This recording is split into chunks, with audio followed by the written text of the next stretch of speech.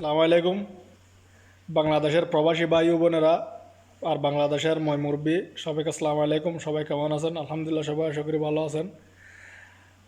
আজকের দিনটা হচ্ছে আমাদের জন্য অনেক বড় একটা দিন। এই দিনটা আমরা হয়তো অনেকে কল্পনায় ভাবতে পারি না যে আমরা এই দিনটা দেখব। আমাদের এই 2024 সালে এসে 2024 সালে এসে এই সেপ্টেম্বর মাসে আবার দেশটা স্বাধীন হলো। আবার দেশটা স্বাধীন করলো আমাদের ছাত্র দল, আমাদের ভাইরা, আমাদের বোনরা।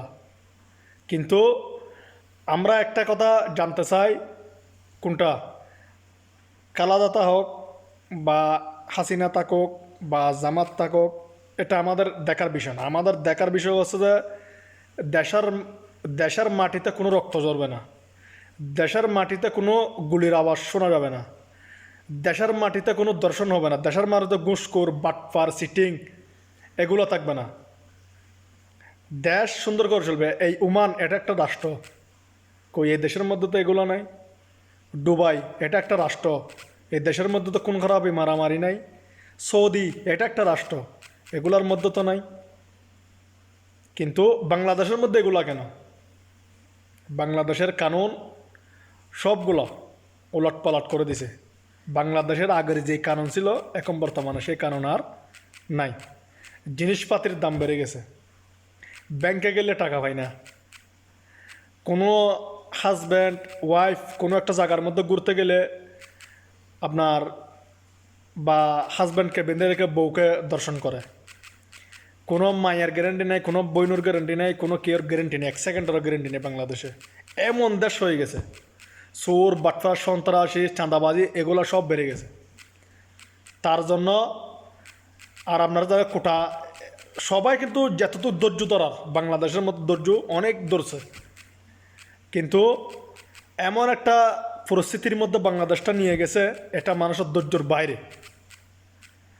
বাংলাদেশের ছাত্ররা লেখাপড়া করে আর কি লাভ? লেখাপড়া করে কোনো লাভ আছে যদি একটা ভালো একটা চাকরি করতে না পারে, তার জীবনটা একটা যদি উন্নতি করতে না পারে, তার তার স্বাধীন দেশে যদি স্বাধীনভাবে যদি চলতে যদি না পারে, তাহলে উনি আর কি করবে? উনি লেখাপড়া করে লাভটা কি? তার জন্য এই দেশটা আবার আমার ভাই বোন ছাত্রদলরা কি করছে? দেশটা স্বাধীন করছে। অনেক ভাই মারা গেছে, অনেক বোন মারা গেছে, শহীদ হয়েছে। তাদের জন্য আমরা সবাই দোয়া করব ইনশাল্লাহ। তারা রক্ত দিছে বিদায় আমাদের দেশটা আজকে এতটুকুর মধ্যে আছে, আমাদের দেশটা আজকে স্বাধীন হয়েছে।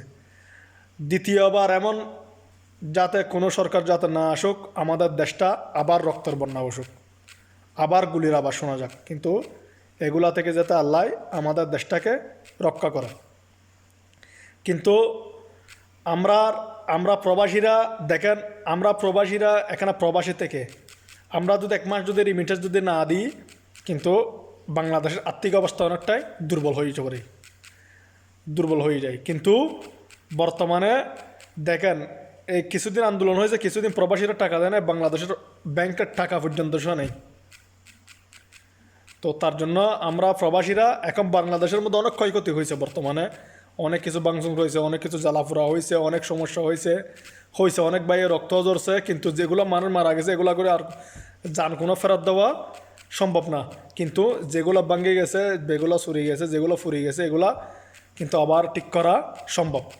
তো তার জন্য আমরা প্রবাসীরা এখন সবাই ব্যাংকে টাকা দেব, আবার দেশটাকে উন্নতি করার চেষ্টা করব। আমাদের দেশ, আমাদের মাতৃভূমি, আমাদের ঘর বাড়ি, মা বাপ সবাই বাংলাদেশে উন্নতি হলে আমাদের দেশ হবে। আপনি বিদেশে এখানে কী জন্য পড়ে আছেন? দেশের উন্নতি হচ্ছে মা বাবার জন্য, ভাই বোনের জন্য, বউ বাচ্চার জন্য পড়ে আছেন। তো তার জন্য আল্লাহ সবাইকে বোঝার তৌফিক দান করুক। আমার ভাই বোনেরা যারা শহীদ হয়েছে তাদেরকে আল্লাহ জান্নাত নসিব করুক। সবাই তাদের জন্য দোয়া করবেন এবং সবাই টাকা পয়সা ব্যাংকে লেনদেন করবেন, বা যেদিকে লেনদেন করেন না কেন, টাকা পয়সার দেশের উন্নতি হয় সেরকমভাবে করেন। আল্লাহর রহমতে কোনো আর সমস্যা হবে না। আল্লাহ আমাদের দিকে ফিরে তাকাইছে, এটা হচ্ছে বড় কথা। আমরা অনেক টেনশনে ছিলাম। আপনার একটা বোনের কোনো গ্যারেন্টি ছিল না, আপনার একটা মায়ের কোনো গ্যারেন্টি ছিল না, আপনার একটা ওয়াইফের কোনো গ্যারেন্টি ছিল না। আপনার একটা বাচ্চার 1 সেকেন্ডের কোনো গ্যারান্টি নেই।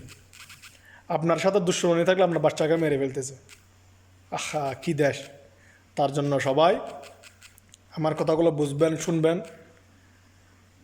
তো সবাই চ্যানেলটিকে সাবস্ক্রাইব করে নেবেন, সবাই দোয়া করবেন আমার জন্য, আমিও সবার জন্য দোয়া করি।